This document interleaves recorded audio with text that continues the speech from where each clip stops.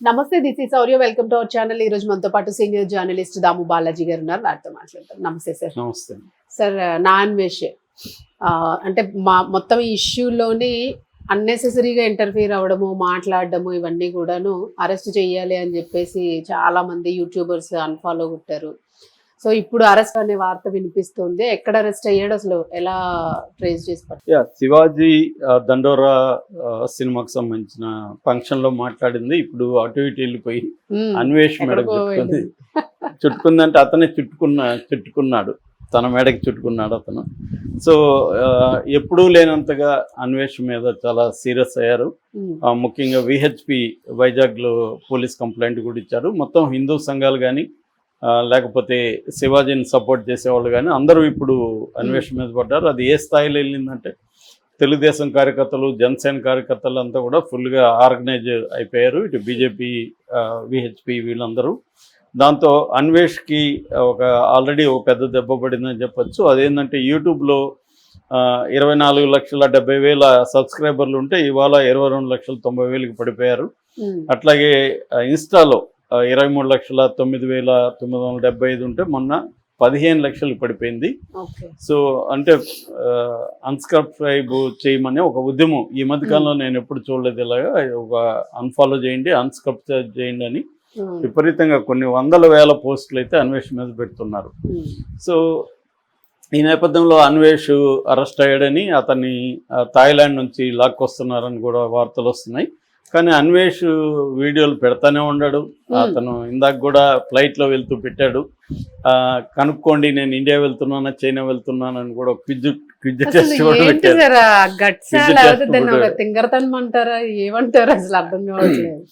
అంటే మనకి ఐబొమ్మ రవి కూడా ఇలాగే ఛాలెంజ్ చేసి ఇరుక్కున్నాడు. ఎప్పుడైనా కూడా అదేదో పుష్ప 2 అయితే పట్టుకోరా షెకావత్ అని అనొచ్చు, కానీ బయట అంటే మాత్రం ఖచ్చితంగా పట్టుకో. పోలీసుల ఇగో కూడా హర్ట్ అవుతుంది. రెండోది ప్రెజర్ కూడా జనాల దాని ఏమంటారు, మాబ్ సైకాలజీలో మాబ్ ఈగో కూడా హర్ట్ అవుతారు. సో మామూలుగా అయితే నిజానికి అతను సైలెంట్ గా ఉంటే ఇది యాంటీ అనసూయ మూమెంట్గా మారింది యాక్చువల్గా. దాని తర్వాత ఆయన నాగబాబు రంగంలోకి వచ్చినాక యాంటీ నాగబాబుగా కూడా మారింది. అక్కడి వరకు ఉండేది. అతను దీన్ని ఏదో ఒక సైడ్ తీసుకోవడం తప్పేం కాదు, తీసుకొని ఉండొచ్చు, కానీ అతను బూతులతో రెచ్చిపోవడం ఒకటైతే, తర్వాత అన్నిటికంటే కూడా అతను చేసిన ఘోరమైన తప్పిదం ఏంటంటే ద్రౌపదిని, సీతని మాట్లాడి వాళ్ళిద్దరూ ఏ టీషర్ట్లు వేసుకున్నారని రేపుకు గురయ్యారన్నట్టుగా చెప్పాడు. నిజానికి వాళ్ళిద్దరూ ఏ రేపుకు గురి కాలేదు, అందరికి తెలుసు. అతను ఫ్లోలో మరి చెప్పడానికి అలా అన్నాడో తెలియదు. ఎక్స్ప్లెనేషన్ వేరే ఇచ్చాడు. అది మళ్ళీ క్షమాపణ కూడా చెప్పాడు. యాక్చువల్లీ ఎక్స్ప్లెనేషన్ ఏమి ఇచ్చాడంటే వికీపీడియాలో ఉన్నది చెప్పాడు. ద్రౌపదిని అతను కీచకుడు అత్యాచారం చేయడానికి ప్రయత్నించాడు అనేది చెప్పాడు. అత్యాచార ప్రయత్నం ఉంది, ద్రౌపది లేదని చెప్పలేదు. సీతదైతే లేదు, సైలెంట్ అయిపోయాడు. సో అతను అత్యాచార ప్రయత్నం వేరు, అత్యాచారం వేరు కదా. సో ఏదైనా ద్రౌపదిని అన్నా పెద్ద కోపం ఎవరికి రాదు, ఎందుకంటే ద్రౌపదిని ఏ సమూహాలు కూడా ఓన్ చేసుకోవు. కానీ సీత అనేసరికి రాముడు సీత అనేది ఇవాళ కాంటెక్స్ట్లో చాలా ఇంపార్టెంట్ కాబట్టి వాళ్ళిద్దరికి సంబంధించి ఖచ్చితంగా ఏమొచ్చినా కూడా రెస్పాన్స్ వేరే రకం ఉంటుంది. రెండోది ఇతను మామూలుగా ఇతని వెనక ఏ సమూహం లేదు, ఏదన్నా సమూహం ఉంటే అతని వెనక కూడా ఆ బ్యాచ్ రంగంలో దిగుతారు. లేనప్పుడు కొద్దిగా జాగ్రత్తగా మాట్లాడాలి. అతను ఒకటి ఏంటంటే అతను విదేశాల్లో ఉన్నాడు కాబట్టి నన్ను ఎవడు మీ పిక్కోలేడు అన్నట్టుగా 3 ఏళ్ళ నుంచి అతను విదేశాల్లోనే తిరుగుతున్నాడు. దాదాపు 6-7 కోట్ల బ్యాంక్ బ్యాలెన్స్ ఉంది, నేను తిరుగుతున్నాను, ఎంజాయ్ చేస్తున్నాను కూడా. అతను మాటికి అమ్మాయిల్ని ఈ కాంట్రవర్సీ వచ్చినాక కూడా మళ్ళీ ఒక వీడియో పెట్టాడు, మసాజ్ అదొకటి పెట్టాడు. తర్వాత వివిధ దేశాలతో తన అమ్మాయిలతో ఎలా ఉన్నానని కబాలి బ్యాక్గ్రౌండ్ నిప్పురా అని మ్యూజిక్ వేసి స్లో మోషన్ షాట్లు పెట్టి, అంటే కావాలని రెచ్చగొడుతున్నాడు. నేను ఎంజాయ్ చేస్తాను, ఇంకా ఎంజాయ్ చేస్తుంటాను, మీరే వేస్ట్ ఫీలర్స్ అని. తర్వాత డైరెక్ట్గా కూడా బండబూతులతో నా కొడకల్లారా అంటూ చూడండి థాయిలాండ్ ఎంత బాగుందో, ఇక్కడ ఒకప్పుడు తాయ్ బాత్ రూపాయికి రూపాయి ఉండేది, ఇవాళ ఒక బాత్కి ₹1 ఉండేది, ఇవాళ ఒక బాత్కి ₹3 అయిందిరా, ₹4 అవుతుంది. ఇక్కడ అభివృద్ధి అవుతా ఉండే, అక్కడేమో అభివృద్ధి లేదు ఇండియాలో. మీరేమో కల్చర్ ఇంపార్టెంట్ లేదని లేదు, మరి అభివృద్ధి ఏంటి అనేది అతను అడిగే వాటిలో లాజిక్ ఉంది, కానీ చెప్పే పద్ధతి ప్రాబ్లమేటిక్గా ఉంది. రెండోది కాంటెక్స్ట్. ఎప్పుడైనా మామూలుగా అభివృద్ధి గురించి కంపేర్ చేస్తూ చెప్పచ్చు, మనం అనేక మంది మనం కూడా చెప్పుకుంటుంటాం. కాకపోతే ఏంటంటే ఈ కాంటెక్స్ట్లో నువ్వు చెప్పాల్సిన సారీ చెప్పి సైలెంట్గా ఉంటే వీళ్ళ కొంతవరకు ప్యాసిఫై అయ్యేది. కానీ మళ్ళీ రెచ్చగొడుతున్నాడు అతను, మళ్ళీ బూతులు తిడుతున్నాడు. నేను చేస్తూనే ఉంటా వీడియోలు, ఏం పిక్కుంటారు పిక్కోండి, మీరే అలసిపోతారు కామెంట్లని ఒకటి చెప్తున్నాడు. తర్వాత శాపాలు కూడా పెడుతున్నారు. నేను తప్పు చేస్తే నేను రక్తం కట్టుకొని చనిపోతాను, మీరు తప్పు చేస్తే మీరు నాశనం అయిపోతారు అన్నట్టుగా నాలిక మీద మత్తులను చూడండి అని చెప్పి శాపం పెడుతున్నాడు. మరోవైపు నేను భయంకరమైన హిందువుని, వినాయకుడు విగ్రహం పెట్టుకొని తిరుగుతుంటాను, భగవద్గీత 2 పెట్టుకొని నేను తిరుగుతుంటాను. నేను ఈ దేశంలో ఉండే అన్ని దేవాలయాల్ని, శక్తిపీఠాలు అన్నిటినీ నేను కవర్ చేశాను, ఎందుకంటే నేను భక్తుడిని. అట్లాగే భారతం, రామాయణం కూడా నేను చాలా రోజుల పాటు చెప్తుంటాను.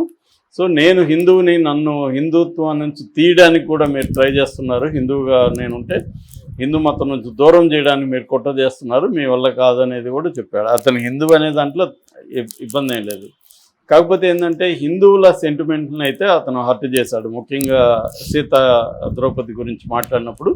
తర్వాత బేషరతుగా క్షమాపణ చెప్పేసి సైలెంట్గా ఉండొచ్చు, కానీ అతను ఏంటంటే గిల్లి వేడికి చూసే టైప్ క్యారెక్టర్ అతనికి ఉంది. ముందు నుంచి కూడా అదే అతనికి ప్లస్ కూడా అయింది. ఎందుకంటే ఈ స్థాయిలో తనకి దాదాపు నెలకు 30 లక్షలు యూట్యూబ్లో వస్తుందంటే అతనికి ఈ క్యారెక్టరే ప్రధానం. చాలా మంది ట్రావెలర్స్ ఉన్నారు, కానీ వాళ్ళు ఈ స్థాయిలో సక్సెస్ కల అంటే ఇక్కడ ఇది ఉంది ఇక్కడ ఇది ఉంది అని చెప్పేసి ఊరుకుంటే అది పెద్దగా పోవు. ఇతను ఏంటంటే రూరల్ లాంగ్వేజ్ మాట్లాడడం, కొంత బూతులు మాట్లాడడం, కొంత అమ్మాయిలు వేసుకుని తిరగడం, ఇది మోర్ మాస్కి అట్రాక్టివ్గా ఉంది. అయితే అతను బెట్టింగ్ యాప్లో అతనికి మంచి పేరు వచ్చింది. యాక్చువల్గా సజ్జనారు కూడా అతను బెట్టింగ్ గురించి పోరాడారని చెప్పాడు. అతను ఆ టైంలో అతనికి వచ్చిన 30 లక్షలు ఎంత డబ్బులు కూడా చాలా మందికి పంచిపెట్టాడు. ఇప్పుడు ఆ వీడియో కూడా బయట పెట్టాడు. అంటే ఇప్పుడు ఎప్పుడైనా ఎప్పుడు కాంపిటీషన్ నుంచి విరమించుకోవాలో కూడా తెలియాలి మనిషికి. అంటే ఒక దశలో మనం చాలాసార్లు ఏంటంటే సోషల్ మీడియాని డీల్ చేయడంలో, సోషల్ మీడియాతో నువ్వు పోరాడే కొద్దీ అది పెరుగుతూనే ఉంటుంది. నువ్వు సైలెంట్ అయిపోతే వాళ్ళకి ఇంకొక ఇష్యూ దొరుకుతుంది, వెళ్ళిపోతాడు. ఇప్పుడు నాగబాబు మాట్లాడాడు, నాగబాబు తీవ్ర వ్యతిరేకత వచ్చింది, ఆయన దాన్ని ఇంకా లాగలేదు, సైలెంట్ అయిపోయాడు. శివాజీ అంతే, శివాజీ క్షమాపణ చెప్పేశాడు, మళ్ళీ అక్కడ పోతే చెప్పేశాడు, ఇంకా అది వదిలేసి నా సినిమా గురించి ప్రమోట్ చేయండి అన్నాడు. కాబట్టి శివాజీ కూడా ఇదిగా ఉన్నాడు. ఈమెయితే అట్లా లేదు, ఈమె ఇంకా వీడియోలు పెడతానే ఉంది. కాకపోతే ఆమె కొద్దిగా డిఫెన్సివ్గాను పెడతా ఉంది. మొన్న ఎక్కడో షాప్ ఓపెనింగ్ కూడా శారీ కట్టుకుని వెళ్ళింది. కొద్దిగా దీని నుంచి ఆమె తప్పించుకోవడానికి కొంత ఎత్తుగడల్ని ప్లాన్ చేస్తుంది. ఇప్పుడు ఆమెను ఒక రకంగా అన్వేష్ కాపాడాడు. సో ఆమె నుంచి అటెన్షన్ని అన్వేష్ లాక్కున్నాడు. తనకేందంటే ఇంకొక యాంగిల్లో అతనే చెప్తున్నాడు, మీరు అన్ఫాలో అయితే నాకేంటరా ప్రాబ్లము, నేనేమన్నా ప్రమోషన్లు చేయబోతానా, ఇన్స్టాలో ప్రమోట్ చేయాలంటే ఫాలోవర్స్ని చూస్తారు ఎవరైనా, నేనేది ప్రమోట్ చేయట్లేదు. అది వాస్తవమే, ఎందుకంటే యూట్యూబ్లో కూడా సబ్స్క్రైబర్లను బట్టి డబ్బు రాదు. యూట్యూబ్లో వచ్చేది వ్యూయర్స్ అండ్ వాచ్ టైమ్, ఈ రెండింటిని బట్టి వస్తుంది. ఒక్కొక్కసారి 10,000 సబ్స్క్రైబర్లు ఉన్న వాళ్ళకి కూడా నెలకు ₹1,00,000 వచ్చే అవకాశం ఉంటుంది. ఎందుకంటే వీడియో రీచ్ అనేది ఇంపార్టెంట్, సబ్స్క్రైబర్ల వల్లనే కాదు. కాకపోతే రేపు అమ్ముకోవాలనుకుంటే సబ్స్క్రైబర్లు చూసి రేటు ఇస్తారు. అట్లాగే కమర్షియల్ యాడ్ ఎవరైనా ఇవ్వాలనుకుంటే సబ్స్క్రైబర్లు చూస్తారు బయట. యూట్యూబ్కి అదేం లేదు. యూట్యూబ్లో వచ్చే గూగుల్ యాడ్స్కి సబ్స్క్రైబర్లకు సంబంధం లేదు. ఓన్లీ వ్యూయర్స్ ఎంతమంది ఉన్నారు, వాచ్ అవర్స్ ఎంత అనేదే ఇంపార్టెంట్. ఇక ఇన్స్టాలో అసలు డబ్బులేం రాదు. ఇన్స్టాలో ఏమన్నా ఉంటే ప్రమోషన్స్ చేయాలి, లేకపోతే కమర్షియల్ యాడ్స్ చేయాలి. అది అతను చేయడు కాబట్టి అతనికి అతనే చెప్పినట్టుగా డైమండ్ 10 ఉంటే ఏంటి, బొగ్గు ఎన్ని ఉంటే ఏంటి అని అతనే చెప్తున్నాడు. కాబట్టి అతనికి ఇప్పటికి కూడా లక్షల్లోనే ఉన్నారు, 15 lakhs ఉన్నారు. అతనికి ఏమి ఇబ్బంది అయితే లేదు. అట్లా యూట్యూబ్లో కూడా అతను రీసెంట్గా 2 పెద్ద వీడియోలు పెట్టాడు. చాలా గ్యాప్ కూడా వచ్చింది, అతను పెట్టట్లేదు. మేబీ లైఫ్ని ఎంజాయ్ చేస్తున్నట్టున్నాడు. డబ్బులు ఎలాగో 6-7 కోట్లు బ్యాంకులో ఉంది కాబట్టి వడ్డీ వస్తుంది.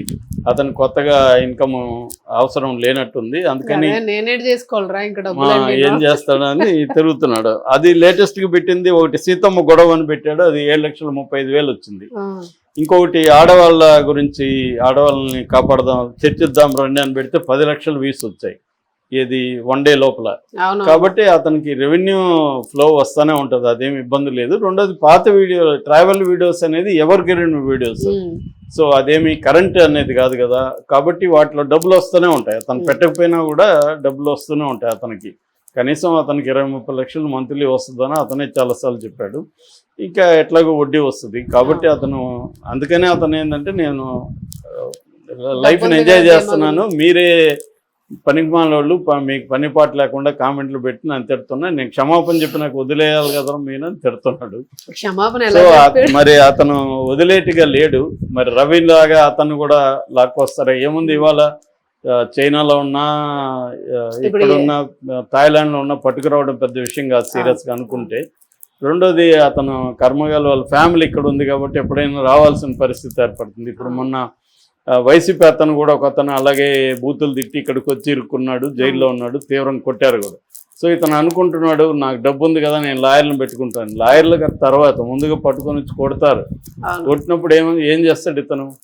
ఇండియా వస్తే మాత్రం జనాలు కూడా ఎయిర్పోర్ట్ కి వెళ్ళి కొడతారు జనాలు కూడా. కాబట్టి ఎప్పుడైనా కూడా ఒక సమూహాన్ని మనోభావాల్ని హత్య చేయడం అనేది కరెక్ట్ కాదు. రెండోది అనవసరం కూడా, చెప్పదలుచుకుని చెప్పొచ్చు, ఇదేమి నేషనల్ ఇష్యూ కూడా కాదు.